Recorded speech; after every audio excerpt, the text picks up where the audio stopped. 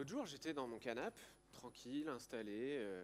Je me mets devant la télé et je me lance dans une activité qu'on connaît tous très bien. Le c'est quoi qu'on va regarder sur Netflix. Une activité qui a bien entendu son propre mot en allemand, mais qui dure souvent un peu trop longtemps. Surtout si vous êtes plusieurs à choisir, ça négocie.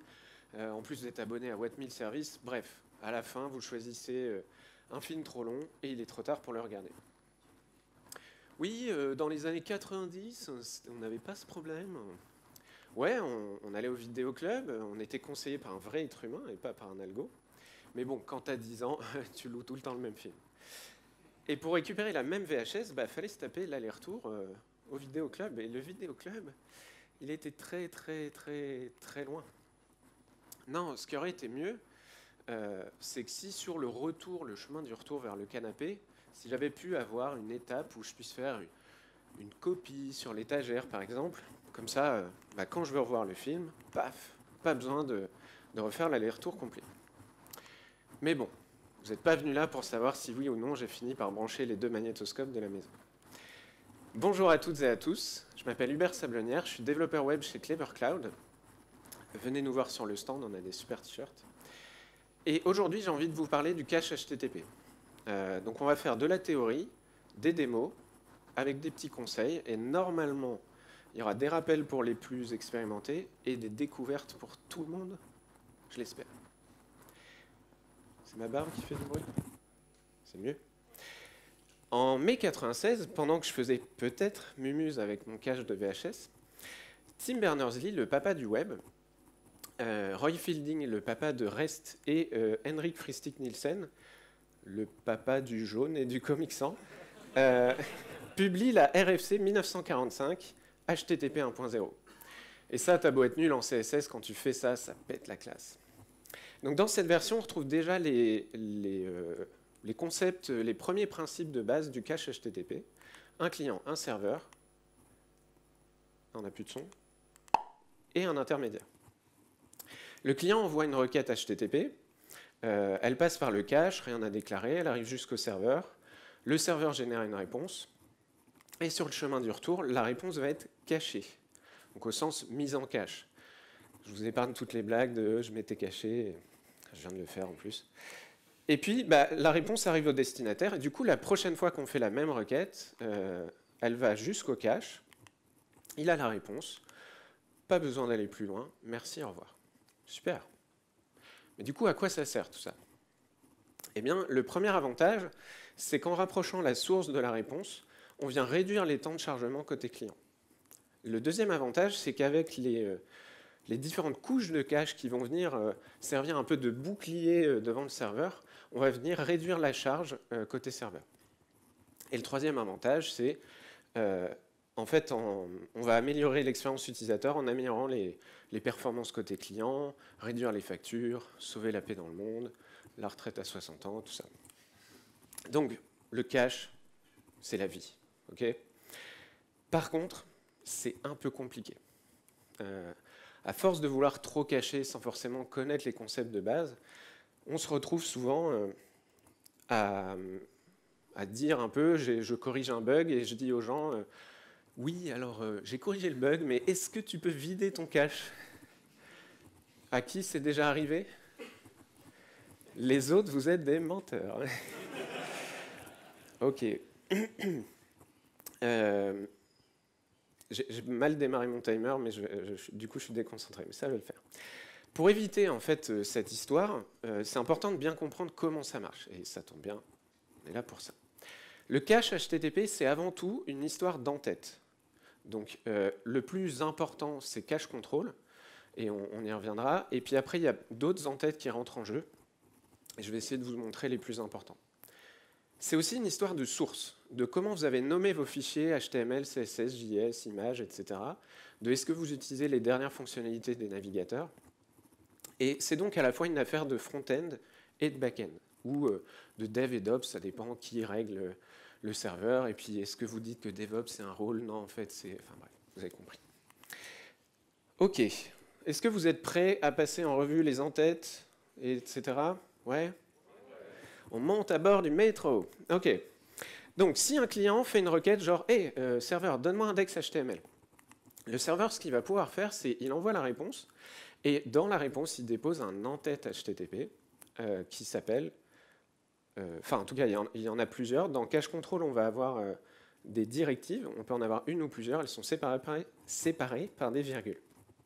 Donc, la plus importante, celle qu'on utilise le plus, c'est MaxAge. Donc MaxAge, vous avez une valeur en secondes. Vous pouvez mettre 1 heure, 2 minutes, 10 secondes. C'est vraiment ce que vous voulez, quoi. Ce qu'il faut bien garder en tête, tu l'as, c'est que le cache, c'est pas impératif. C'est pas genre cache ça pendant X secondes et après supprime-le. Non. Le cache, c'est détente. C'est déclaratif. Et du coup, avec MaxAge X secondes, vous êtes en train de dire tu as le droit de cacher ça. Considère que c'est frais pendant X secondes et considère que c'est périmé après X secondes. Et du coup, cette date de péremption va prendre les 10 secondes après la date de génération de la réponse. Donc l'en-tête date. Ne me croyez pas. Ne me croyez pas sur parole. Il ne faut jamais croire ce qui est écrit dans les RFC, ou en tout cas pas texto, et il ne faut jamais croire les orateurs en conférence. Du coup, la vérité, c'est les démos. Et on va en faire plein. Du coup, sur la gauche, on aura tout le temps... Sur la gauche, on aura la droite, votre droite. On aura tout le temps un terminal avec un serveur HTTP. Et sur la gauche, on aura tout le temps, quasi tout le temps, un navigateur. Le plus souvent Firefox, parce que Firefox, c'est trop bien. Et que les pandarous, c'est trop mignon.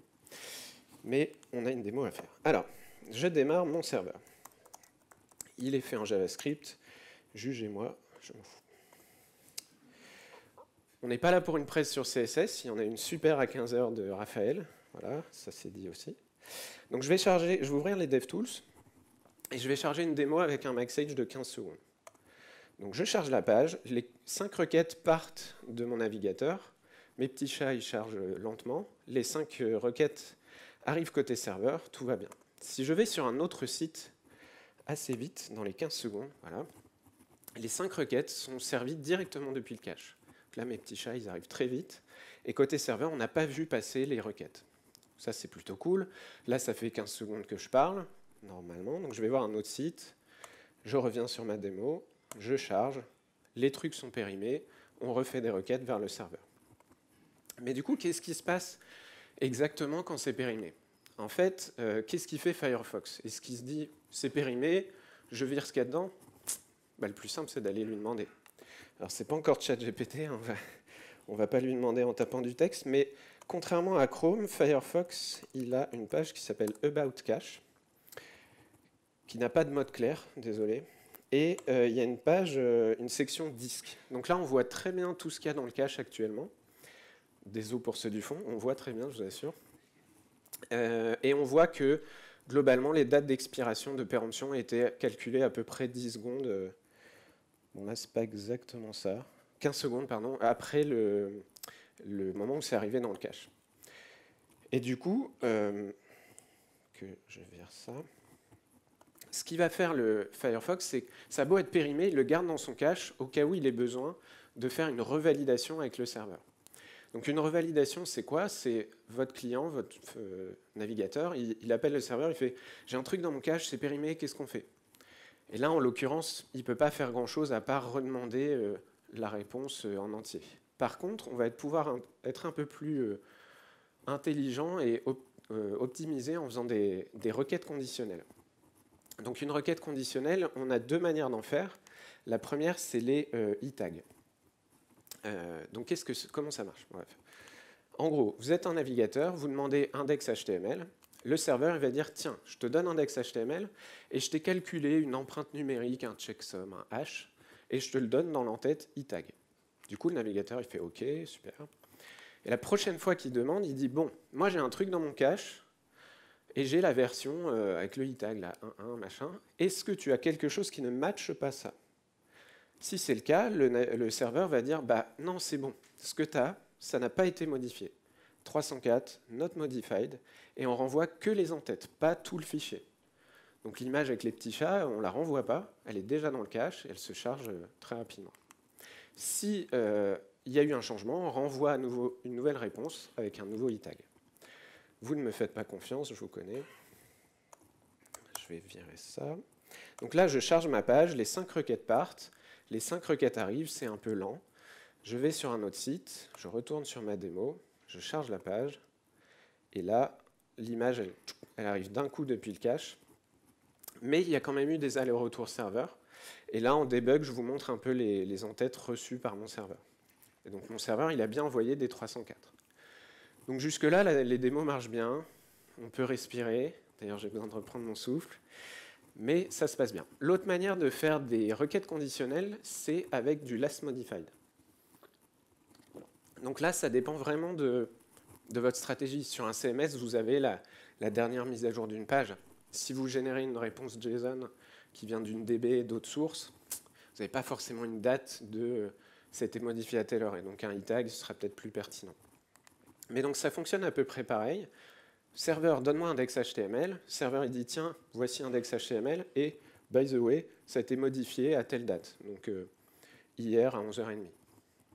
La prochaine fois, le navigateur fait, alors, donne-moi un index HTML, mais donne-le-moi que si tu as quelque chose qui a été modifié depuis hier à 11h30. Et donc là, le serveur, c'est pareil. S'il n'y a rien qui a modifié, 304, on n'envoie pas toute la réponse. S'il y a quelque chose qui a été modifié, on renvoie une réponse avec, par exemple, ce matin à 6h du mat'. Démo? Ouais. Alors, je vais virer tout ça. Je vais vider mon cache aussi. Alors oui, CTRL-SHIFT-SUPR, votre chef arrive, tchac, videz votre cache. Sur Chrome, c'est pareil, CTRL-SHIFT-SUPR. Donc, démo avec des last modified. Les fichiers chargent la première fois, jusque-là tout va bien. Je vais sur un autre site, je retourne sur ma démo. Last modified, hop. C'est chargé directement du cache au lieu de faire des revalidations. Qu'est-ce qui s'est passé? Ça ne fait pas comme les e-tags. En fait, ce qui se passe, c'est que dans l'aspect, il y a une section que je ne connaissais pas avant, qui s'appelle le cache heuristique. Donc, qu'est-ce qui se passe avec ça? C'est l'aspect qui vous dit, si vous avez une réponse HTTP avec une date de génération, ça c'est obligatoire, et un last modified, mais que vous ne pouvez pas déduire de date de péremption parce qu'il n'y a pas de max age. Bah si, en fait, vous pouvez faire. Alors, non, je vous assure. Là, par exemple, ça a été modifié pour la dernière fois à 1h du mat ce matin. C'est arrivé dans mon cache à 11h. Donc ça fait 10 heures que le truc n'a pas bougé. La spec dit tu as le droit d'inventer ou de spéculer sur une date de péremption dans maximum 10% de l'âge du truc. Donc 10% de 10 heures, 1 heure. Démo. Donc là, je vais, dans mon serveur, je vais faire qu'il envoie tout le temps des dates de modification à il y a 10 heures. Pratique. Il est bien ce serveur en fait. Voilà, donc là, on retente les last modified. Pas du tout, il faut aller sur un autre site. Vous comprendrez après. On retente les last modified. Donc là, j'ai que des dates de modification d'il y a 10 heures. Donc voilà. Et si on regarde un peu ce qu'il y a dans le cache, on regarde que la date de péremption a été calculée à dans 1 heure à peu près.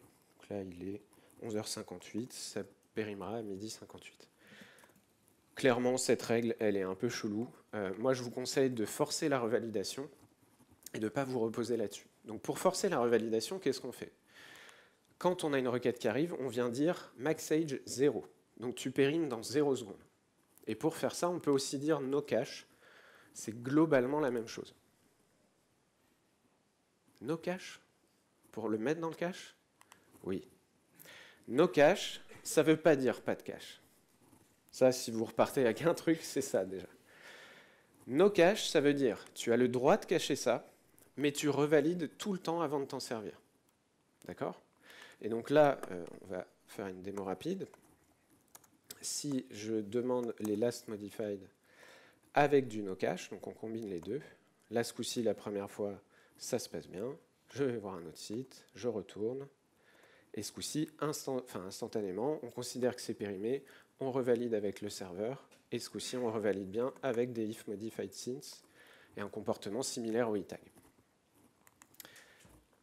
Ok, Si no cache, ça ne veut pas dire pas de cache. Comment on dit pas de cache? Sans déconner. C'est pas du CSS, on ne peut pas faire important ou je sais pas quoi, ou sudo. Du coup, on a un autre truc qui s'appelle no store. Et donc ça, no store, ça veut vraiment dire tu n'as pas le droit de cacher ça. Ok? Bon, là, ça va être la démo la plus débile du monde. Je vide mon cache, j'ai rien dedans. Je vais voir no store. Bon, j'ai vidé mon cache avant d'aller sur la page d'accueil, mais vous avez compris. Je peux recharger plusieurs fois. Je vais à chaque fois avoir mes petits chats, vous allez les connaître par cœur à la fin, qui chargent. Et dans mon cache, j'ai la page d'accueil parce qu'elle n'a pas de no store, mais je n'ai pas toutes les pages avec no store. Ok. C'est reparti. Alors, no store, ça veut dire pas de cache. No cache, ça veut dire tu dois revalider. You must revalidate. Et du coup, il sert à quoi celui-là? Et donc là, tu lis la spec et tu fais, mais... Alors, techniquement, il y a une différence, mais sans déconner, c'est n'importe quoi. Ça s'utilise souvent avec MaxSage.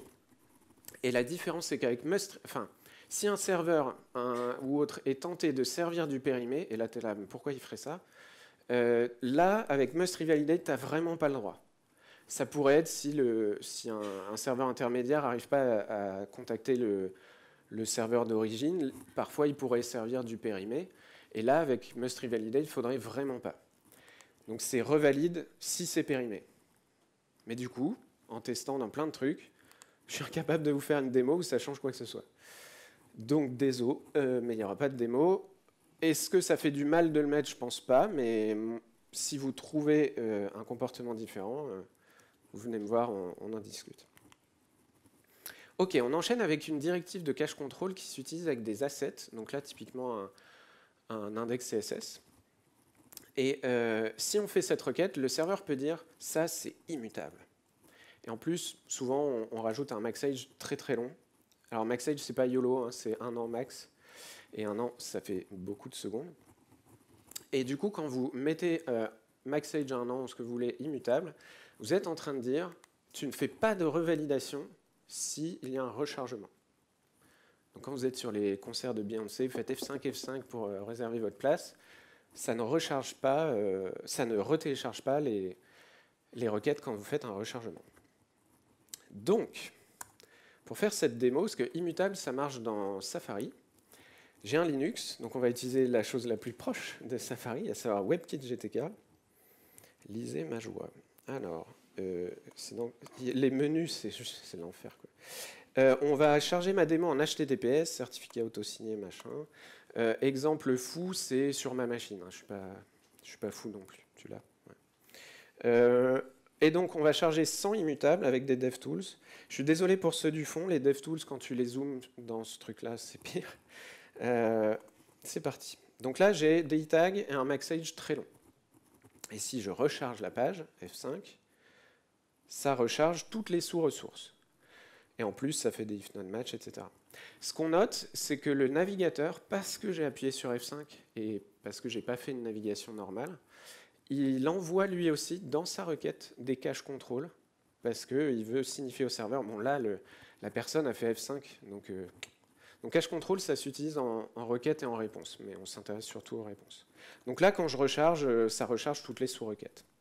Si je retourne sur l'accueil et que je vais voir ce coup-ci une version avec immutable, donc le premier chargement, c'est la même chose, on a 5 requêtes qui arrivent côté serveur. Par contre, si je recharge la page, ça recharge que la page HTML. Et toutes les ressources, ce coup-ci, le navigateur il fait « ouais, vas-y, 1 an immutable, laisse tomber, je ne recharge pas les sous-ressources ». Donc immutable, ça sert à ça, et sur vos sites, vous n'en avez pas que 5 des sous-ressources. Donc c'est vraiment plutôt efficace. Dans Chrome, immutable, ça ne marche pas. Oh. Mais en fait, c'est le comportement par défaut. Ah. Du coup, démo pas en HTTPS, des DevTools, je charge 100 immutables, et en plus, ce qui est pas mal, blablabla, je recharge, donc ça recharge que la page HTML, et en plus, ça fait même une revalidation, contrairement à Safari. Dans Firefox, c'est les premiers à avoir implémenté immutable, et ça a été discuté avec Facebook. Là, tu es là, Mozilla qui collabore avec Facebook. Oui, Donc c'était les premiers à l'implémenter, et en fait, il y a un peu moins d'1 an, ils sont partis sur le comportement de Chrome, donc avec le système par défaut. Mais ils l'ont dit dans un tout petit forum, et j'ai mis 1 heure à me rendre compte. Ok, donc si vous utilisez ça, avec index CSS, vous allez vous retrouver dans le « tu peux recharger ton cache ». Parce que quand vous changez index CSS, bah, les gens ils l'ont déjà dans leur cache, donc ils ne vont jamais vous le redemander. Donc pour ça, on va utiliser des techniques qu'on appelle du cache busting, du raving, du versionning. Bref, vous mettez une empreinte dans le nom du fichier, vous laissez faire ça à Webpack et tous ces machins-là. Et là, vous êtes tranquille parce que la prochaine fois que vous changez le fichier, il ne s'appelle plus pareil, il n'est pas dans le cache, et le navigateur va le demander. OK? On est toujours vivant, ça tombe bien, ce qu'on a fini.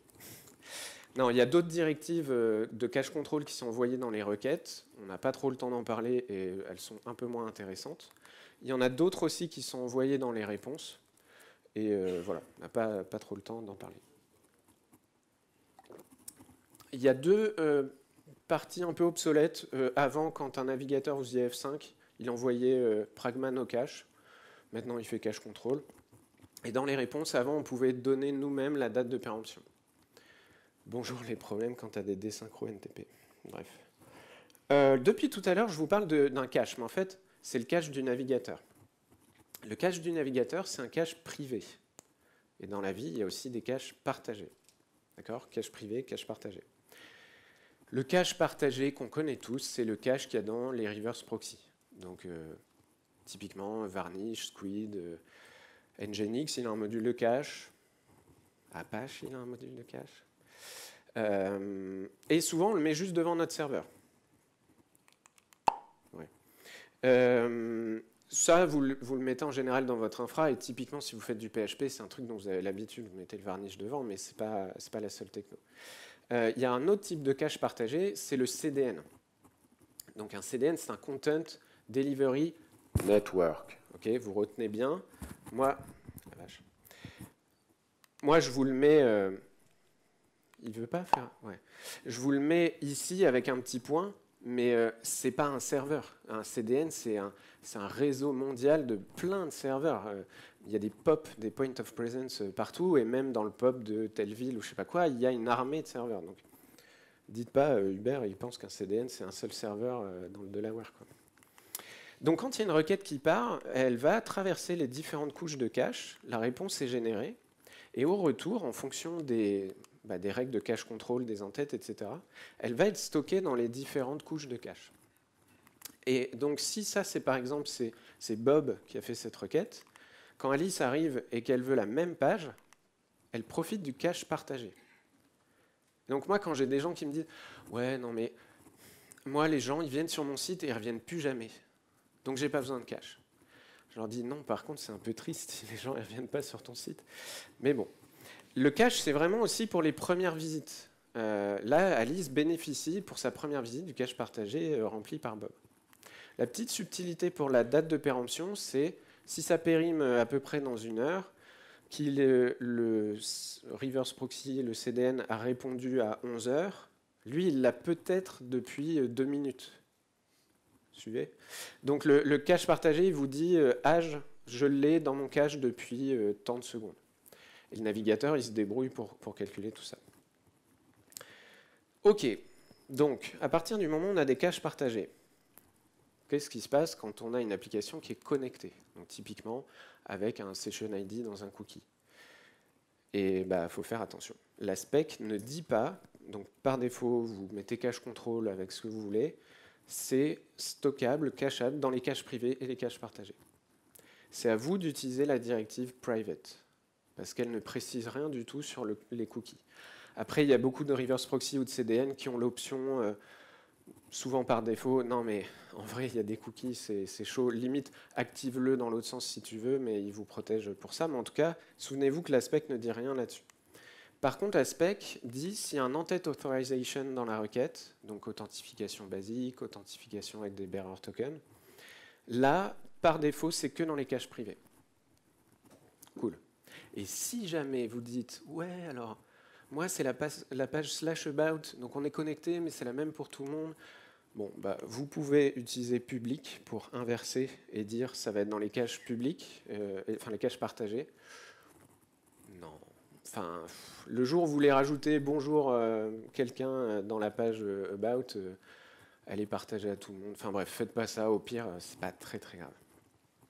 Ok, donc tout ce qu'on a vu dans Cache Control, c'est utilisable par les caches privées et partagées. Donc par exemple, MaxAge 60, toutes les couches vont s'en servir.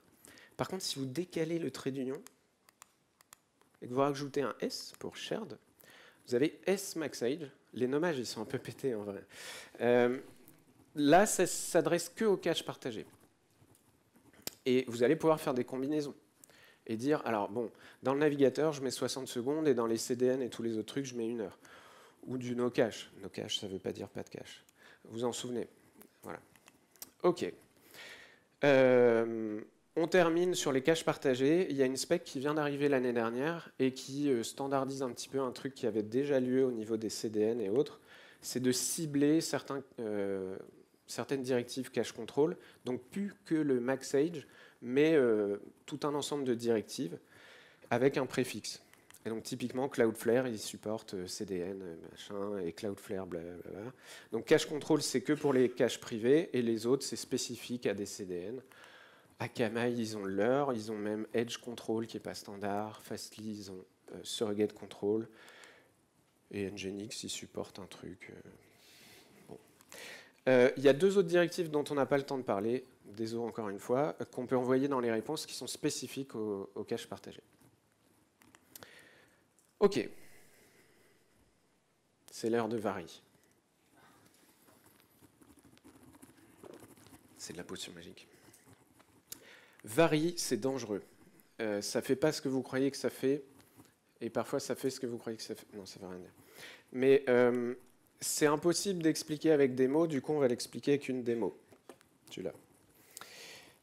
On va utiliser Chrome, Firefox et Safari. Alors, oui. Donc là, on passe sur la démo. Je vais enlever les DevTools. Alors, on va aller voir une page qui s'appelle Hello. Hello. Alors, qu'est-ce qui vient de se passer? On n'a pas la même page partout. Ceci s'appelle de la négociation de contenu. Je vous ai caché les DevTools parce que je vous aime bien au fond et on voit strictement rien dans ces DevTools. Mais je vous montre en plus grand. En fait, mon Firefox, il est réglé en français. Donc, quand il fait sa requête à Hello, il dit Accept Language, plein de trucs. Et donc, moi, dans ma page de démo, j'ai dit, ah, bah, si c'est du français, je dis bonjour, et sinon, je dis Hello. Mon Chromium, il est réglé en anglais. Pourquoi? Bah, pour la démo. Et mon Safari, il est réglé en français belge. Pourquoi pas aussi? Du coup, là, on va activer un reverse proxy qui s'appelle Caddy, avec un cache pour Caddy qui s'appelle Soin, qui est fait par Sylvain Combrac, un français, il est super sympa. Et je l'utilise parce qu'on peut facilement voir ce qu'il y a dans le cache du reverse proxy. Donc, je vais activer Caddy avec Soin, et on va regarder ce qu'il y a dans le cache avec un petit watch des familles. Voilà, donc là, il n'y a rien dedans. Et je vais passer sur un autre port, donc sur le port du reverse proxy. Quel enfer ce truc. Hop, voilà. Et donc là, je vais aller voir la même page. Donc normalement, vous dites, je commence à sentir le problème. Donc je vais voir Hello, ça passe à travers mon proxy cache, puis vers mon serveur. Donc là, on vient d'avoir Hello qui est en cache en français. Et du coup, dans Chrome, qui a demandé de l'anglais, on a du français. Vous voyez le problème? Ok. On va attendre 15 secondes que ça sorte du cache. Tadala. Et donc ça, typiquement, faut pas faire de la voilà, il est parti. Donc si c'est Chrome qui arrive en premier, il a de l'anglais, il met de l'anglais dans le cache, et les 2 autres se tapent de l'anglais. Ouais. Et c'est là que Vary vient vous aider, mais il faut maîtriser, quoi. Ce que vous faites, c'est côté serveur, vous dites, je te donne un truc, mais fais gaffe, moi je le fais varier en fonction de la valeur de accept language. Ok. Et du coup, si ce coup-ci, on va avoir une démo, je retourne avec l'entête Vary, dans mon cache, je vais avoir autant de réponses que j'ai de valeurs de accept language. Vous voyez le problème? Dans la nature, les accept language, c'est l'enfer. Il y a toutes les combinaisons, même pour du français, FRBE, FRCA, etc. Donc, il y a des gens qui font vary user agent. Non, mais faut pas faire ça. Donc, il y a un super article de Jake Archibald qui revient sur à quel point vary, c'est assez compliqué. Et dedans, il y a un lien vers un article, enfin, une page du What Working Group, le groupe de standardisation. Et eux, ils disent, faut pas faire de la négociation de contenu. Vous faites des /fr, des /en, c'est plus simple. Ils disent vraiment, faut pas en faire. Moi, je trouve qu'on peut utiliser vary, mais pour la compression. C'est plutôt un bon exemple. Donc, le navigateur, il passe son temps à vous dire, moi, je sais faire du gzip, du Brotli, etc. Et vous répondez dans le format de compression que le serveur sait faire. Et vous répondez en plus au fait, en fonction de si je te renvoie du Brotli ou du gzip, cache-le différemment. Si tant est que ce ne soit pas le CDN qui fasse la compression à la volée et tout ça. Mais même avec ça, Fastly, ils ont regardé 100 000 requêtes dans la nature. Ils ont vu passer 44 versions de accept encoding. Donc gzip Brotli, Brotli gzip avec deflate au milieu, sans espace, avec espace. Heureusement qu'ils dénormalisent, sinon ils auraient plein de fois le même fichier dans leur cache, quoi. Ok. Donc depuis tout à l'heure, on parle du cache navigateur, mais en fait, on parle plus précisément du disk cache. Il n'y a toujours pas de son. Ouais. En opposition au memory cache. Donc si vous avez bien suivi, donc le memory cache, il est un peu plus tôt, et il n'y a toujours pas de son. Si vous avez bien suivi, j'ai bien fait exprès d'aller sur un autre site à chaque fois, sauf à un moment j'ai oublié. Ça, je le fais parce que quand vous restez sur le même site, donc si je vais juste sur la page d'accueil de ma démo, Firefox, il se sert du memory cache. Et Chrome aussi. Et d'ailleurs, Firefox, il n'affiche pas toutes les requêtes quand ça vient du memory cache. Je ne sais pas pourquoi. Sur Chrome, donc là, c'est la première fois. Je retourne voir la page d'accueil, je reviens. Il vous indique memory cache ici. Quand vous chargez plusieurs fois la même image dans la même page, memory cache. Quand vous faites du preload, memory cache. Après, les règles, il n'y a pas de standard. Chaque navigateur fait comme il veut. Si je vais voir un autre site sur Chrome, ce coup-ci, mais là, ça ne doit plus être dans mon cache. Voilà, super. Si je vais voir un autre site, Chrome, il me dit bien disk cache. Voilà. Après, la différence, vous allez comprendre un petit peu après la petite subtilité. Mais c'est important de bien savoir qu'il y a les deux. Norme, il y a des gens qui n'ont rien appris pour l'instant. Vous avez le droit. Ah, vous êtes sympa. Si vous viviez dans le Turfu, ça c'est un des trucs que j'ai découvert en préparant la presse, c'est la module map. Donc c'est assez moderne. Si vous vivez dans le futur et que vous faites du ECMAScript, donc des modules JavaScript avec des... Oui, alors je précise, la module map, elle est là, à peu près à l'endroit du memory cache. Si vous faites des modules ECMAScript avec des imports machin from truc, et en natif dans le navigateur, hein, et que vous avez genre une single page app avec la page foo elle charge le petit bundle de 1 méga, page foo.js. Après vous allez sur la page bar, elle charge le petit bundle de page bar. Si les deux ont besoin du même module, le module vient de la module map. Et donc il a été téléchargé une seule fois, c'est un cache, mais il a été parsé et exécuté une seule fois. Et donc l'export camel case de utils, il est déjà dispo en fait. Alors, est-ce que ça change grand-chose en termes de perf? Bah oui, parce que vous faites des bundles de 1 méga comme moi. Voilà. Si vous n'êtes pas dans le futur et que vous utilisez Webpack ou autre, ils vont émuler ce comportement pour garder en mémoire les modules. Ce n'est pas du faux code, hein, c'est exactement ce dont a besoin Webpack pour générer ce système-là avec un Hello World. Ok, la module map, c'est cool. On passe à des trucs moins cool. Le cache du push HTTP 2. Quelle bonne idée. Le cache du push HTTP 2, il se trouve ici. J'insiste. Si vous y réfléchissez en rentrant chez vous après, ça n'a pas beaucoup de sens qu'il soit là, mais bon. On ne va pas trop en parler, ou en tout cas, on ne va pas faire de démo, parce que personne n'en a vraiment fait en prod. C'est un peu has-been, c'est en train de partir de Chrome. Mais en gros, l'idée, c'est que le serveur, il vous mansplain, en fait. Et vous lui dites, hey, donne-moi un index HTML. Il fait, tiens, voici un index HTML. Mais dans 5 minutes, enfin, dans 5 secondes, tu vas me demander index.js, index CSS. Tiens, les voici aussi. Donc toi, tu es là, mais non, je les ai déjà dans mon cache, arrête. Tu utilises le protocole qui permet d'arrêter ce push, mais le fichier, il est tout petit, tu te l'as déjà pris dans la figure. Donc c'est pas très optimisé. Et en fait, il y a un nouveau truc qui est en train d'émerger, c'est supporté dans certains serveurs et dans certains navigateurs, qui s'appelle les early hints, et qui permet de faire un truc un peu similaire, de le plus tôt possible d'envoyer ce dont a besoin le navigateur, mais en laissant le navigateur dire je l'ai déjà dans mon cache, quoi. Ok. On continue dans les trucs un peu has-been. L'app cache. Je regarde s'il y a des jeunes ou des moins jeunes dans la salle. L'app cache, ça se trouve ici. Et pareil, c'est clairement déprécié, mais l'idée c'était du cache plus, à savoir du hors ligne en fait.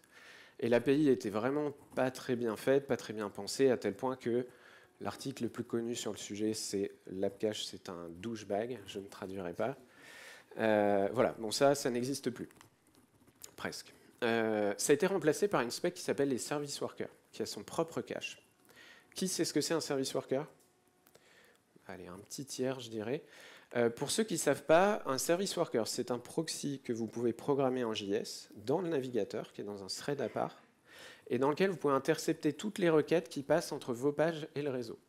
Et quand vous interceptez une requête ou une réponse, vous pouvez la mettre ou la lire dans le cache, et c'est un cache dédié à ce truc-là. Si vous ne connaissez pas, il y a des super presses sur Internet qui en parlent, celle-là ou une autre, c'est très bien. Si vous connaissez, c'est important de bien comprendre que le service worker, il se trouve ici. Donc il se trouve entre le memory cache et le disk cache. Ce qui fait que si vous interceptez les requêtes, il y en a peut-être qui vont s'arrêter au memory cache. Donc vous dites, pourquoi je ne les vois pas? Tant mieux, elles sont arrivées très vite parce qu'elles viennent du memory cache. Et à l'inverse, si elles arrivent dans le service worker, vous les interceptez, vous dites, bon, ça, tu le fetch côté réseau. Elle va peut-être s'arrêter au disk cache. Waouh, ok.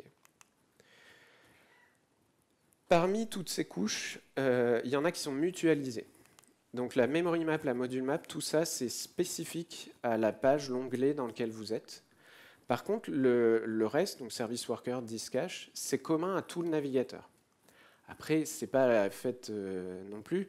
Bien entendu, vous ne pouvez pas intercepter les requêtes dans un service worker sur un site qui n'est pas le vôtre. Donc ça, c'est isolé, c'est plutôt bien fait. Mais historiquement, si vous avez mon site et le site de Benjamin qui chargent la même Google Font, ou le jquery.com/jquery.js, avant on croisait les doigts pour qu'on utilise tous la même version et qu'on profite du cache des autres visites des gens. Donc les CDN publics, etc. Parce qu'on avait un cache dans le navigateur qui était partagé.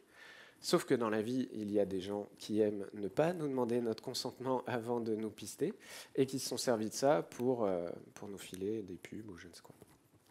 Du coup, les navigateurs ont dû inventer le partitionnement de cache. Démo. Alors, je vais garder cette page-là et je vais surtout ne pas oublier de vider mon cache. CTRL-SHIFT-SUPR. Hop, voilà. Donc là, je retourne sur la page d'accueil. Je vais le vider quand même, comme ça on n'aura pas la page d'accueil. Je vais aller sur exemple bar. Donc là, on est sur exemplebar.com, c'est en local. Je vais aller sur exemple foo. Et dans les deux cas, les deux sites chargent les petits chats depuis localhost 81.81. Hop, les petits chats, localhost 81.81. Deux sites différents, deux domaines différents qui prennent la même image. Qu'est-ce qu'il fait Firefox? Il fait, moi j'aime pas les gens qui me traquent, je stocke deux fois cats.jpg, donc ici pour exemple foo, et une autre fois, je vais remonter, hop, pour exemple bar. Voilà. À cause de ces gens, on est obligé de faire des compromis sur la perf, et enfin, moi, ça me fume un petit peu. Mais bon. On termine, dernier arrêt, le suspense est comblé, la ligne est complète. Donc le back-forward cache, le BF cache, c'est ce qui se passe quand vous faites des navigations précédents-suivants. Et quand vous faites des navigations classiques, il n'y en a pas. Il ne se sert pas de ce BF cache. Et on va laisser tranquille lui, là. Voilà. Et on va aller voir la toute dernière démo. BF cache. On n'est pas là pour du CSS. Donc cette page, à chaque fois que je la recharge, j'ai une carte différente. Bon, le random est pas dingue, si, bref. Ici, on a le 9 de trèfle, par exemple. Si je fais précédent, suivant, 9 de trèfle, instantané. Bon, Firefox, il demande des favicons. J'ai toujours pas compris pourquoi, mais vous les ignorez. En fait, ce qui se passe, c'est quand je fais précédent, la page est congelée, ainsi que ses sous-ressources, etc. Et elle est resservie telle qu'elle. Donc si je modifie et que je dis coucou Devox, j'ai modifié le DOM, voilà, la page est congelée telle qu'elle. Toujours le 9 de trèfle, coucou Devox. Le focus est restauré. Ce qui est sélectionné est restauré. La position du scroll est restaurée. Si vous faites des single page apps, routeur côté client, bah, vous ne bénéficiez pas de ça et il va devoir réimplémenter tout ce genre d'optimisation. Ça, c'est un peu dommage quand même. Il y a des règles qui font que vous n'allez pas bénéficier du BF Cache. Elles sont un peu subtiles, mais si vous utilisez des on-unload et ce genre de trucs, ou si vous êtes bien élevé, que vous n'en utilisez pas, mais que vous avez un ami dans un autre département qui rajoute un scriptière qui contient ce truc-là, bref, vérifiez si vous bénéficiez bien du BF Cache, c'est hyper performant pour les gens sur du e-commerce, vous passez votre temps à faire précédent, suivant, etc. Ok, on termine avec des petites recettes. Ouais. Alors, si vous avez des fichiers statiques, index CSS, vous changez les noms et vous mettez un an immutable. Ok. Si vous avez des pages dynamiques, mais pas trop, un article de blog, moi c'est facile, sur mon site, il n'y en a qu'un, un e-tag et un petit maxage, 2 minutes. Ça veut dire que vous êtes OK pour que ça mette 2 minutes à corriger une typo. Des pages dynamiques, score du tennis, j'en sais rien, un e-tag et du no-cache. No-cache, ça ne veut pas dire pas de cache. Si vous voulez pas de cache, no store. Si ça se compresse, on utilise du Vary. Essayez d'utiliser du Vary pour autre chose, mais venez pas m'embêter. Si c'est spécifique à un profil, on n'oublie pas de mettre private, vaut mieux trop le mettre que pas assez. Et on ne sait pas trop à quoi sert must revalidate et on évitera d'utiliser public. Mais ça, en tout cas, must revalidate, s'il y en a, c'est pas un bug non plus, quoi. Et encore une fois, ne me faites pas confiance. Tester, mesurer, surveiller, payer des services qui vérifient que votre cache il a bien un ratio de hit qui est suffisant. Vous avez bien vu avec la démo du Vary, quand on commence à avoir 17 fois la version française, parce qu'il y a 17 fois de... Bref, vérifiez ce que vous faites. Vérifiez ce que vous faites. Au final, on ne sait toujours pas si j'ai branché les 2 magnétoscopes de la maison. On ne sait toujours pas. Mais normalement, vous savez un peu plus de choses sur le cache HTTP. J'espère que vous vous souviendrez que c'est vraiment une histoire de front-end et de back-end. C'est une histoire d'en-tête. Si, allez, gardez-le en tête. Voilà. Et j'espère que vous repartirez avec ce modèle mental. Donc là, vous pouvez y aller. Que entre le client et le serveur, il y a un ensemble de couches de cache. Certaines sont privées, certaines sont partagées, publiques. Il y en a qui sont has-been. Il y en a qui ne s'utilisent pas tout le temps. Et donc retenez bien tout ça, et après la spécificité des entêtes et des couches, vous reviendrez voir les supports pour les détails précis. Et retenez bien une chose, le cache HTTP, c'est la vie. Merci beaucoup.